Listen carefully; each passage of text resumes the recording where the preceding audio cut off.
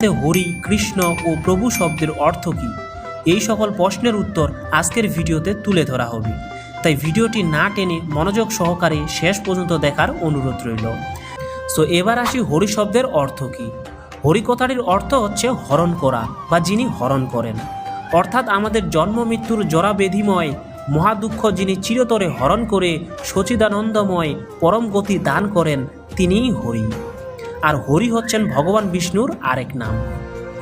এবার আসি কৃষ্ণ শব্দের অর্থ কী। কৃষ্ণ শব্দটি কৃষ ধাতু থেকে এসেছে, যার অর্থ হচ্ছে আকর্ষণ করা বা সবাইকে টেনে নেওয়া, অর্থাৎ যে সত্তা মহাবিশ্বের সব কিছুকে নিজের দিকে আকর্ষণ করছে বা টানছে, তিনিই কৃষ্ণ।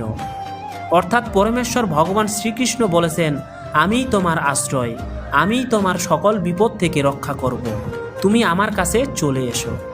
সো এবার আসি প্রভু শব্দের অর্থ কী।